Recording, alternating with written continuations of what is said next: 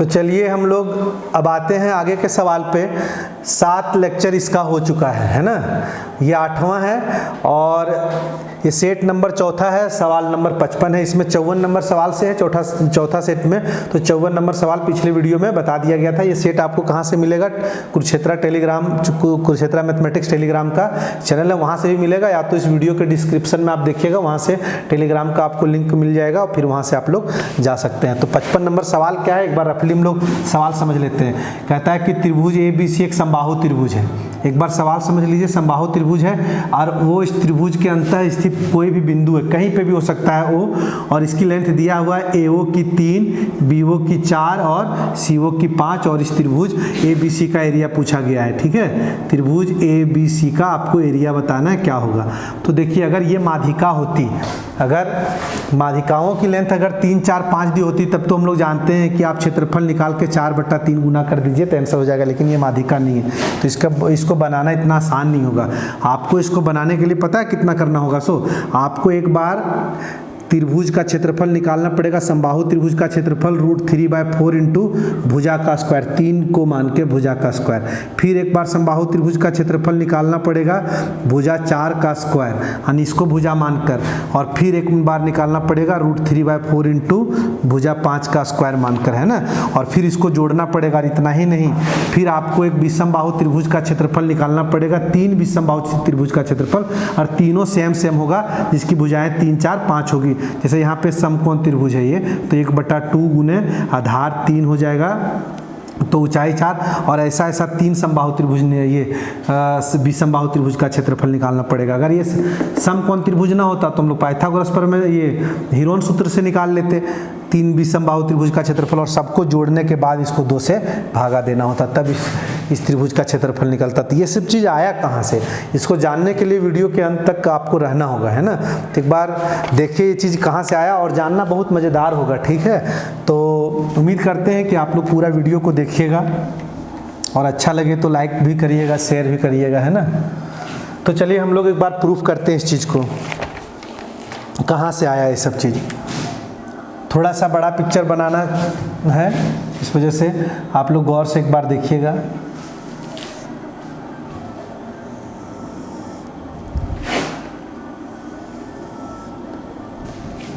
एक त्रिभुज हमने लिया ABC, और ये अंतः स्थित कोई भी एक जगह है, कोई भी एक पॉइंट हमने ले लिया वो, ठीक है, कोई ज़रूरी नहीं कि वो एकदम माध्यिका जहाँ पे मिलती हो वहाँ पे है, या तो इंसेंटर जहाँ पे इंसेंटर है, चाहे सेंट्राइड है या ऑर्थो सेंटर, ऐसा कुछ नहीं, कहीं पे भी आप ले सकते हैं। ठीक है, इसकी लेंथ को हमने D मान लिया, ये दिया हुआ रहेगा, है ना, और ये समबाहु त्रिभुज है। समबाहु त्रिभुज है मतलब AB बराबर BC बराबर CA, है ना, ये समबाहु त्रिभुज है। इसकी लेंथ D है और इसकी लेंथ E है और इसकी लेंथ F है।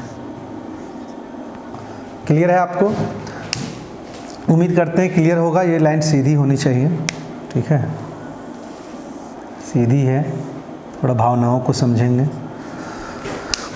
चलिए, तो क्या करना होता है ऐसे सवाल को बनाने के लिए? सबसे पहले जो ये CO है, इस भुजा को बढ़ानी है आगे, और इस तरह से बढ़ानी है कि जितना लेंथ E का हो उतना ही लेंथ इधर E का हो, और यहाँ भी E का लेंथ हो, अर्थात कि एक समबाहु त्रिभुज बनाना है, अर्थात कि, और ये P तक हमने बढ़ाया, मतलब ये भी E अगर इसकी लेंथ E है तो इसकी भी लेंथ E होगी और इसकी भी लेंथ E होगी।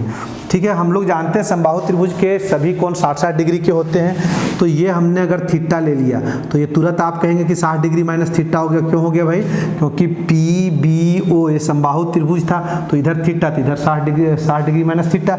और फिर जब ABC भी तो आप समबाहु त्रिभुज था, तो ये वाला कोण मिलके भी तो 60 होगा, आप देख पा रहे होंगे। ठीक है, ये भी 60 डिग्री होगा, तो इधर तो थीटा हो गया, तो इसका मतलब इधर भी 60 डिग्री माइनस थीटा हो गया। अब आपको देखिए, जो मैं त्रिभुज यहाँ पे लिखूंगा उसी को आपको गौर से देखना है, नहीं तो आप पूरा कंफ्यूज कर जाएंगे। OBC त्रिभुज में लिख रहा हूँ OBC, और एक त्रिभुज लिख रहा हूँ, इसको मैं मिला देता हूँ। ठीक है, मैंने लिखा OBC और यहाँ पे लिख रहे हैं PBA, त्रिभुज PBA। अब गौर करिए, थोड़ा देर के लिए इसको भूल जाइए, है ना, और गौर करिए। तो आप पाएंगे कि ये जो कोण बना है दो भुजाओं से, यानी इंक्लूडेड एंगल जो है ये दो भुजाओं से बना है। एक की लेंथ ई है, अरे भाई एक की लेंथ ई है और एक की लेंथ ए बी है, ठीक है। ये भी अगर इंक्लूडेड एंगल यानी 60 डिग्री माइनस थीटा दोनों सेम है इस त्रिभुज में, तो आप कहेंगे एक की लेंथ इसमें भी ई है और इसमें बी सी है, और ए बी और बी सी तो बराबर है। यानी इस त्रिभुज की दो भुजाएं ई और ए बी और इस त्रिभुज की भी दो भुजाएं ई और बी सी, ये दोनों बराबर है। तो बराबर है और बीच का कोण भी बराबर है, तो हम लोग साइड एंगल, साइड से क्या ये सर्वांगसम नहीं बोल सकते? अरे भाई सर्वांगसम पढ़े हैं ना, समरूपता पढ़ाया है, सर्वांग समता पढ़ाया है, तो आपको समझ में आ गया होगा। इस तरह से आप कह पाएंगे कि 60 डिग्री माइनस थीटा के सामने यहाँ पे अगर एफ है तो 60 डिग्री माइनस थीटा के सामने यहाँ भी एफ होगा। किस त्रिभुज में? ये वाला नहीं, ये तो ई है ना, यहाँ से यहाँ तक। इसके सामने यानी जो तीसरी भुजा है, तीसरी भुजा इसकी क्या है? पी है, और इसकी तीसरी भुजा क्या थी? ओ सी, है ना। तो चलिए, तो ये वाला हमारा पता चल गया, ये एफ है तो ये भी क्या होगा? एफ हमने लिख दिया।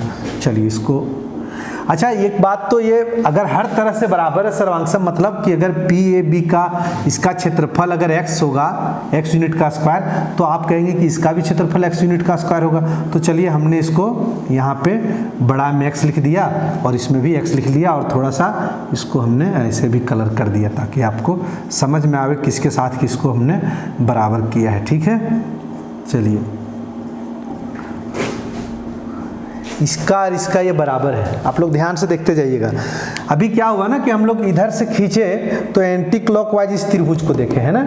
तो इस तरह से अगर एक जो हमारा अभी पहले एफ को ही खींच दिए, अब डी को हम लोग खींचते हैं, तो डी को आगे की ओर अगर बढ़ाएंगे तो कितना बढ़ाएंगे? इसके एंटी क्लॉकवाइज में देखेंगे एफ लेंथ को, तो एफ जितना एफ लंबा है उतना ही इसको बढ़ाएंगे और इसको मिलाएंगे, ठीक है। तो उम्मीद है कि आपको दिख रहा होगा कि इसकी लेंथ एफ हो गई, और इस तरह से बढ़ाएंगे कि ये समबाहु त्रिभुज बने। समबाहु त्रिभुज बन गया क्या? यहाँ पे P लिखे थे तो यहाँ पे Q इसको मान लेते हैं। O Q C एक समबाहु त्रिभुज अगर बन गया, अगर मैं कहूँ ये थीटा है तो आप तुरंत कहेंगे 60 डिग्री माइनस थीटा होगा, है ना। तो ये भी 60 डिग्री माइनस थीटा होगा। क्यों 60 डिग्री माइनस थीटा होगा? क्योंकि ये ए सी बी कोण पूरा 60 डिग्री का होगा, क्योंकि समबाहु त्रिभुज है भाई, तो ये पूरे 60 डिग्री का होगा। आपको दिख रहा होगा ये पूरा 60 डिग्री होगा, तो ये थीटा होगा, तो 60 डिग्री माइनस थीटा। और ये भी समबाहु त्रिभुज था ओ सी क्यू, तो ये थीटा थी, ये भी 60 डिग्री माइनस थीटा होगा। अब आप देखिएगा जिस त्रिभुज को मैं फिर से एक बार यहाँ पे लिख रहा हूँ, इधर दिख रहा होगा, यहाँ पे मैं लिख रहा हूँ ओ सी ए, ओ सी ए, ठीक है, ओ सी ए। और यहाँ मैं लिख रहा हूँ, इसको थोड़ा सा ए पे मिला देता हूँ, ठीक है। यहाँ पे लिख रहा हूँ Q C B, Q C B, ये कह रहा हूँ मैं सर्वांगसम है। क्यों पता है? क्योंकि ये जो कोण बना है ये दो भुजाओं से बना, इस त्रिभुज में एक बना एफ से, तो इसमें भी एक है एफ, इस त्रिभुज में भी एक बना AC से, तो यहाँ पे ये त्रिभुज बना है, ये बड़ा वाला त्रिभुज की बात कर रहा हूँ, ये वाला नहीं, पूरा ये पूरा। तो यहाँ भी एक बना है किससे? BC से, और BC और CA तो बराबर है भाई, एक AC बना CA ये है ना, और यहाँ पे इसमें एक है BC, ये दोनों बराबर है। और एक ये वाला बना F से, इसमें भी F बराबर है, और इन दोनों के कोण भी बराबर है, इंक्लूडेड एंगल। तो फिर से आप साइड एंगल साइड कह सकते हैं, सर्वांगसम है। और सर्वांगसम का मतलब कि हर अंग बराबर है ना, सर्वांगसम, ठीक है। तो आप क्या कहेंगे? अगर इसका पूरा का क्षेत्रफल अगर y है, समझ रहे हैं, पूरा का क्षेत्रफल y है, तो इसका भी क्षेत्रफल y होगा। पहली बात, पूरा का क्षेत्रफल y होगा। दूसरी बात कि इसके सामने 60 डिग्री के सामने यहाँ पे D भुजा थी, तो इसमें 60 डिग्री के सामने इस त्रिभुज में ये वाली भुजा D होगी। इस पे मत चले जाइएगा, है ना, ये त्रिभुज में लिया ही नहीं हो, ठीक है, ये बड़ा वाला लिया है, ठीक है, ये D हो जाएगी। उम्मीद है कि आपको समझ में आ रहा होगा और बहुत अच्छे से आ रहा होगा। चलिए हमने एक बार F को एक्सटेंड किया, फिर D को किया, इस बार E को करते हैं ना ब्लैक से। चलिए E को हमने इतना दूर तक बढ़ाया कि जो एंटी क्लॉकवाइज देख रहे हैं D, तो D के बराबर हो जाए, तो ये D हो गया और ये भी D हो गया। समबाहु त्रिभुज बनाया है हमने, तो अगर ये थीटा होगा तो ये कितना होगा? 60 डिग्री माइनस थीटा। अब ये भी समबाहु त्रिभुज था ना, ये, तो ये थीटा हो गया, तो 60 डिग्री माइनस थीटा हो गया। आप देखिए अब तो क्लियर है, एक भुजा डी है इसमें और एक भुजा ए बी है, तो एक भुजा इसमें डी है और एक भुजा ए सी है, क्योंकि ए बी और ए सी बराबर है, तो एक त्रिभुज यहाँ पे हमने बना दिया। अब ये वाला त्रिभुज यहाँ पे पी क्यू, इसका नाम मैंने आर ले लिया, ठीक है। अब की बार लिख रहा हूँ मैं कि त्रिभुज ए सी आर, ए सी आर, ठीक है। और इसमें लिख रहा हूँ मैं ये वाला त्रिभुज ए ओ बी, ए ओ बी सर्वांगसम है। कैसे? क्योंकि यहाँ पे एक भुजा है डी, एक भुजा की लेंथ कितना है डी, तो यहाँ पे भी एक भुजा की लेंथ है डी, ठीक है। और दूसरा भुजा है ए सी और यहाँ दूसरा भुजा है ए बी इसकी, और ये दोनों बराबर हैं, तो यहाँ भी दो बराबर है, दो भुजा, और इसके द्वारा बनाया गया कौन भी बराबर है। तो ये जो ब्लैक से मैं रंगीन कर रहा हूँ, अगर इसकी लेंथ मैं कहूँ कि जेड है तो इसकी भी लेंथ होगी जेड। और इसके सामने का कोण, अगर इसके सामने की भुजा, इस डिग्री के सामने की भुजा ई है, तो आप कहेंगे कि इसके सामने की भुजा ये भी होगी ई। पिक्चर है कि उम्मीद है कि समझ में आ गया होगा। क्लियर है सबको? एक बार ध्यान से देखिएगा, वीडियो एक बार में समझ नहीं आने वाला है ना, एक बार ध्यान से देखिएगा।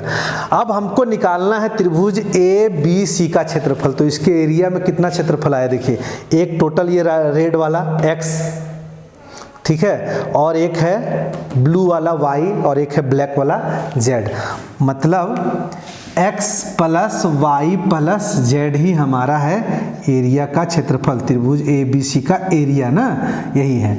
लेकिन पूरे पिक्चर की अगर बात करें, पूरे पिक्चर की बात करें, अगर पूरा क्षेत्रफल अगर हम लोग निकालें तो आपको पता है 2x निकलेगा पूरे पिक्चर का क्षेत्रफल। एक x यहाँ, एक x यहाँ, ठीक है। एक y यहाँ, एक y यहाँ पे, एक y यहाँ, z यहाँ। और पूरे क्षेत्रफल अगर निकाला जाए, पूरा ये पूरे आकृति का क्षेत्रफल की बात किया जाए, पूरे आकृति की क्षेत्रफल अगर की बात किया जाए, तो 2 बार x, 2 बार y और 2 बार z है। अच्छा, पूरे आकृति से अगर हमको त्रिभुज ए बी सी में जाना हो तो कैसे जाएंगे? पूरे आकृति का क्षेत्रफल में हम लोग आधा कर देंगे, आधा कर देंगे ना, 2 से भाग देंगे तो ये 2 कट जाएगा, तो क्या बचेगा? x plus Y plus Z. तो पूरे आकृति का क्षेत्रफल अब कैसे निकालेंगे भाई? x निकालना फिर से वहीं पे आ जाएगा ना, x निकालना में क्या हो जाएगा, x अगर आप निकालेंगे तो आप पाएंगे कि ई एफ, यहाँ पे क्या आ रहा है, इसकी 3 भुजा। तो बोले ये तो पता ही नहीं था। अगर x हम लोग डायरेक्टली अगर निकालना चाहेंगे x y, तो x के लिए 3 भुजा क्या होगा, ये e है, ये f है, ये तो ab का तो पता ही नहीं है, ठीक है, ab का पता नहीं, और यहाँ पे 90 डिग्री भी नहीं होता। इस तरह से नहीं हो पाएगा। इस वजह से हमने इस पिक्चर को, अगर इतना आसान होता तो हम लोग फिर उसी समय नहीं बना लिए होते। इतना करने की क्या आवश्यकता थी? अगर ऐसे करके अगर पता है कि आपको ये 4 है, ये 5 है, ये 3 है, तो ये है, तो इसका क्षेत्रफल आप ऐसे भी नहीं याद कर सकते, क्योंकि आपको इसकी लेंथ ही नहीं पता है, ठीक है। कैसा समबाहु त्रिभुज भुजा? तो आपको क्या करना होगा, इस पिक्चर में थोड़ा सा दिमाग लगाना होगा। आप गौर करिए, 3 हमने समबाहु त्रिभुज बनाया था, देखिए, बताइए त्रिभुज कैसा है? समबाहु त्रिभुज है, पूरे आकृति का हम लोग निकाल रहे हैं, कोई दिक्कत नहीं। एक समबाहु त्रिभुज है जिसकी भुजा ई है, दिखा आपको एक समबाहु त्रिभुज जिसकी भुजा ई है। मैं कह रहा हूं, यहाँ पे लिख देते हैं, ठीक है। 3 समबाहु त्रिभुज दिखा रहा हूं मैं, ठीक है, 3 समबाहु त्रिभुज। ये पहला जिसकी भुजा क्या है, ई हमने देखा। दूसरी अल्टरनेट जाइए, इस पिक्चर को छोड़ दीजिए, इस पिक्चर को छोड़ दीजिए, इसके बाद इस पर आइए, तो एफ है, एफ है, एफ है। चलिए, ई के बाद हमने कैसा पिक्चर दिखाया, जिसकी भुजा एफ है ना, ये रहा एफ, एफ एफ एफ बनाया था ना हमने, तो एक भुजा एफ है। पूरे आकृति का हम लोग निकाल रहे हैं ना एफ। एक तीसरा फिर अल्टरनेट हम लोग जाएंगे, इस आकृति के बाद इसको हमने छोड़ दिया, ये वाला। अब इसमें आएंगे डी वाला, दिखा आपको, ये हमने डी तक बढ़ाया था इसको, ये देख के, ठीक है। अरे पहले ये डी नहीं था क्या, डी था, ये डी था, ये डी था, तो इसकी भुजा कितनी हो गई, डी। यानी 3 समबाहु त्रिभुज का क्षेत्रफल निकालेंगे, एक को डी मान के, एक को ई मान के, एक को ई, और फिर जोड़ेंगे, तब इस पार्ट का निकलेगा। अभी भी हमारा 3 पिक्चर बचा हुआ है। एक बचा हुआ है ये, एक बचा हुआ ये और एक बचा है ये। अब इसकी भुजा जानने की प्रयास करेंगे। देखिए इसमें भी 3 भुजा है डी ई एफ, तो ये क्या हो जाएगा, विषम बाहु त्रिभुज हो जाएगा। तीनों अलग अलग है ना, डी एफ अलग अलग है, तो 3 विषम बाहु त्रिभुज हम दिखा रहे हैं, ठीक है। 3 विषम बाहु त्रिभुज जिसकी भुजाएं क्या है, पहला की भुजाएं बोले इसमें भुजाएं हैं डी ई एफ, वो अगला आप दिखाइए। तो इसमें भी आते हैं, देखिए डी ई और एफ तक बढ़ाया था ना, अरे इसके अपोजिट देख के एफ तक बढ़ाया था, देखिए ना ये समबाहु बनाया था तो एफ था, एफ था तो डी ई एफ, यानी इसकी भी भुजाएं क्या है, इसकी भी भुजाएं यही है डी ई एफ। क्लियर है। आइए तीसरे में चलते हैं हम लोग, इसका भी देख लिए। तीसरे में चलते हैं इसमें, तो इसमें भी आप पाएंगे कि ये तो हमने समबाहु बनाया था तो ये डी था, ठीक है, यहाँ पे ई है और यहाँ पे एफ है, तो इसमें भी क्या है, भुजाएं सेम है। यानी किसी एक का भी निकाल देंगे डी एफ से और उसमें 3 गुना कर देंगे तो इसका निकल जाएगा और इसका अलग अलग से निकालना होगा। तो अब डायरेक्टली हम लोग लिख सकते हैं।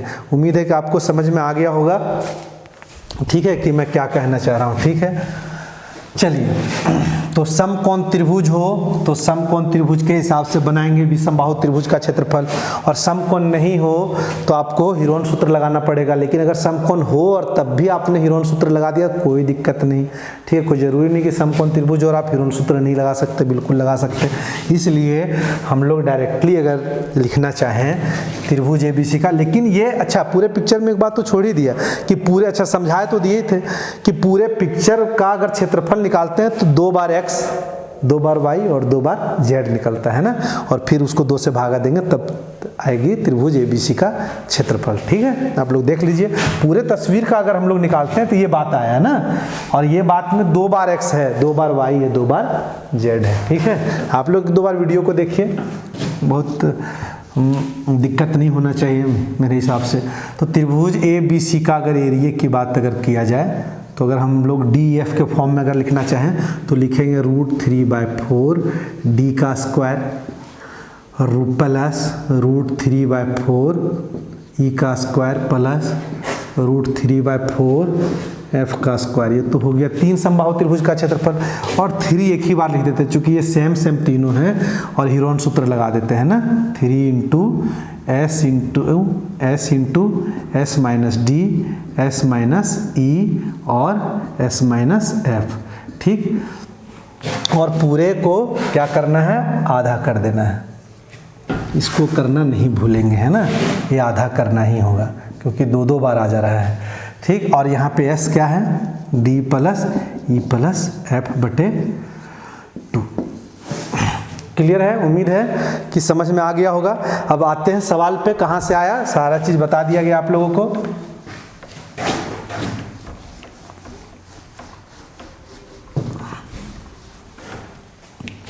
चलिए, सवाल क्या था, सवाल हमारा था कि एक समबाहु त्रिभुज है, त्रिभुज AB से एक समबाहु त्रिभुज है, इसकी लेंथ कितना है 3, इसकी लेंथ है 4 और इसकी लेंथ है 5 और ये है O। तो हम लोग पूरे त्रिभुज का क्षेत्रफल पूछा था, ABC का एरिया। तो अब क्या करेंगे हम लोग, √3/4 भुजा का स्क्वायर मतलब 3 का स्क्वायर प्लस √3/4। हम लोग चाहें तो √3/4 को कॉमन ले सकते हैं ना, तो आप कॉमन भी ले लीजिए, कोई दिक्कत नहीं। √3/4, फिर ये हमने 3 का स्क्वायर, 4 का स्क्वायर और 5 का स्क्वायर को अंदर रख दिया। ठीक है, प्लस अब हम लोग जानते हैं ये सब, अगर 3, 4, 5 का अगर क्षेत्रफल निकाला जाए तो ये ट्रिपलेट है जिसमें आधार और ऊंचाई ये हो जाएगा, कर्ण का तो कोई काम ही नहीं, और 3 है तो 3 हमने यहाँ पे गुना कर दिया, और 1/2 × 3 × 4 लिख दिया। ये कितना हो गया, 3 × 9 दूनी 18 और हाफ करना नहीं भूलेंगे, 2 से भागा हम लोग दे देते हैं, चाहे यहीं पे भी लिख देते हैं। ठीक है, यहाँ पे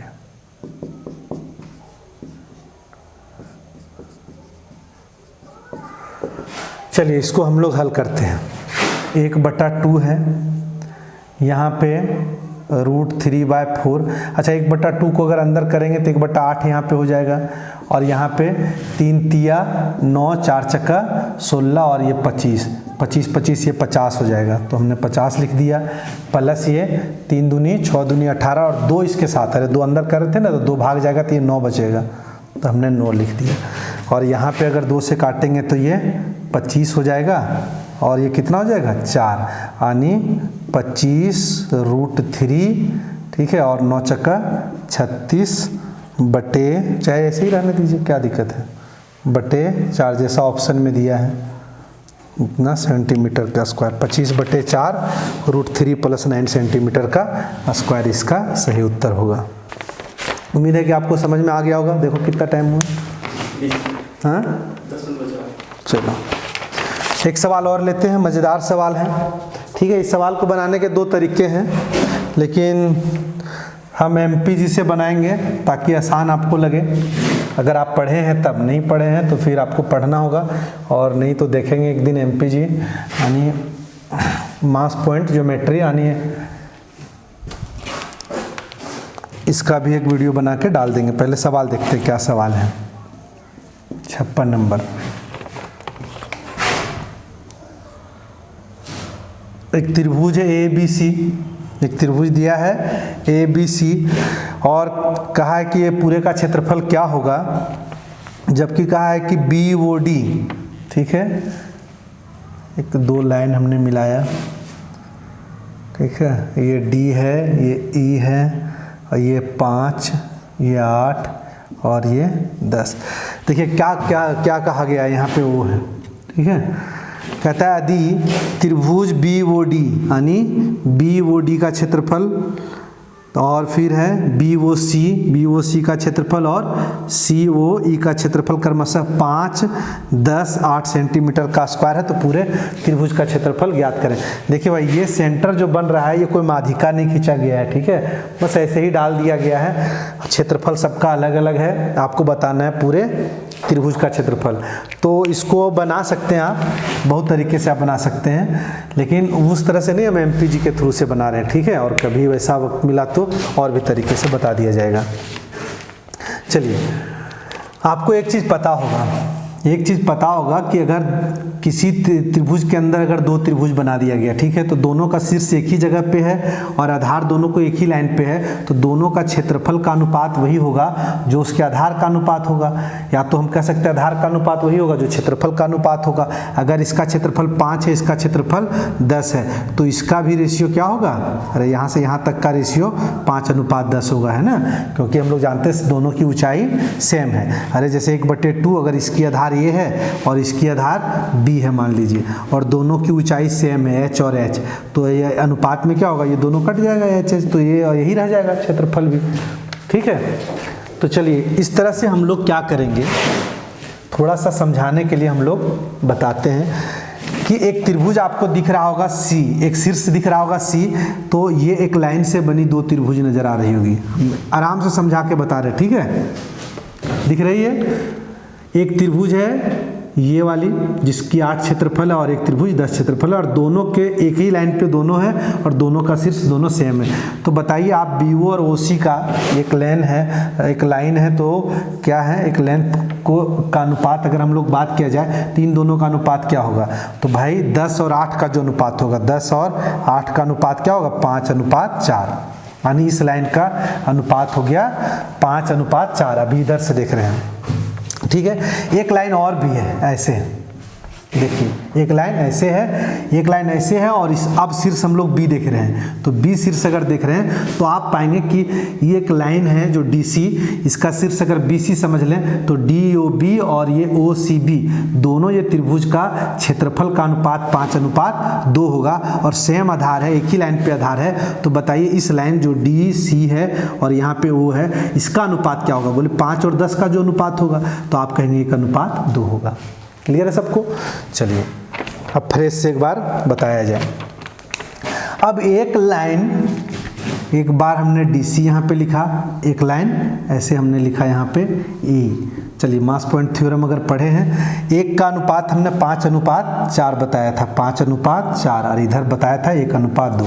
तो आप इसका सेंटर में वेट की बात करेंगे तो 5, 4 यहाँ पे 9 से बनेगा, और ये जो लेंथ होता है ना, ये शीर्ष पे आ जाता है, 4 यहाँ पे आ जाएगा, ये 5 वहाँ पे चला जाएगा, ये 2 इसके शीर्ष पे आ जाएगा और 1 इसके शीर्ष पे आ जाएगा, और सेंटर पे वेट कितना हो जाएगा, 2 और 1 3।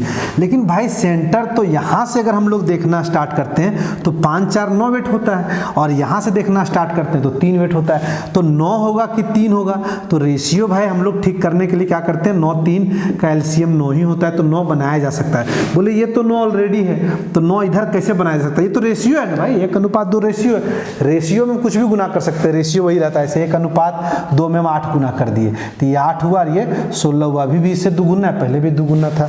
तो 9 बनाने के लिए ये 3 गुना करना पड़ेगा, 3 हमने यहाँ भी गुना कर दिया और 3 हमने यहाँ पे भी गुना कर दिया। अब भी रेशियो वही रहा, लेकिन अंतर क्या हुआ कि इसका सेंटर में वेट 9 हो गया और इधर से भी 9 हो गया। अब चलिए यहाँ डी बिंदु पर चलते हैं, तो ये बन गया था 3 दूनी 6, अरे ये 2 था, 3 गुना के 6, तो 6 उठ के यहाँ पे आ जाएगा, और ये 3 बना तो 3 यहाँ पे आ जाएगा, और ये 4 यहाँ आ जाएगा और 5 वहाँ आ जाएगा। चलिए हम लोग इस पे चलते हैं, इस पिक्चर पे।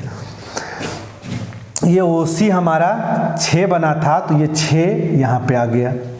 ये हमारा OD बना था 3, तो 3 हमारा यहाँ पे आ गया, ठीक है। ये हमारा OE 4 था, तो 4 हमारा इस सेंटर पे आ गया, और 5 ये हमारा 5 था ये लेंथ, तो उस सेंटर पे 5 चला गया।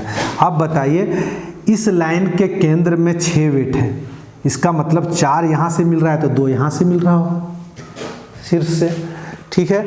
इसी तरह इसके सेंटर में 5 है और यहाँ पे 3 है, इसका मतलब 3 यहाँ से मिल रहा है तो 2 यहाँ से मिल रहा होगा। देखिए ऑटोमेटिक 2 है ना वहाँ पे, खुद एडजस्ट हो जाएगा, आपको टेंशन नहीं लेना है। अब इसकी लेंथ को हमसे पूछा क्या गया क्षेत्रफल। तो चलिए क्षेत्रफल अगर पूछा गया तो सबसे पहले इसकी लेंथ को लिखते हैं। ये 4 इसके यहाँ पे शीर्ष पे है, तो इसका मतलब 4 यहाँ से उठ के गया होगा, और ये लेंथ 2 रहा होगा तभी तो वहाँ गया होगा, तो ये लेंथ 2 हो गया।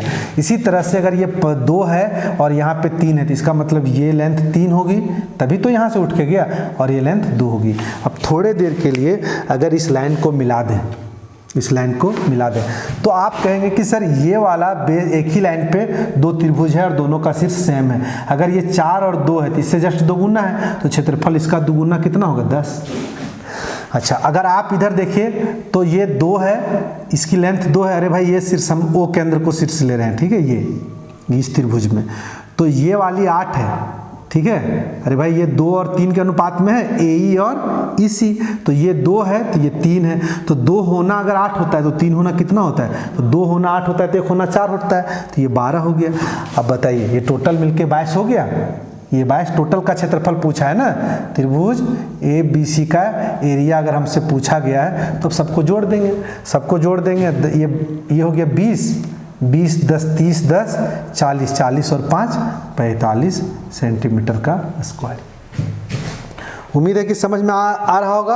अभी देखिए समझाने में भले टाइम लगा हो, बनाने में बिल्कुल नहीं लगता।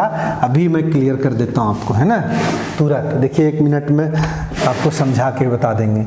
यही सवाल था, इधर है A B ये C और हमने ये D लिखा और ये हमने E लिखा, यहाँ पे वो लिखा, ये 5 था, ये 10 था और ये 8 था। देखिए कैसे करेंगे इसको।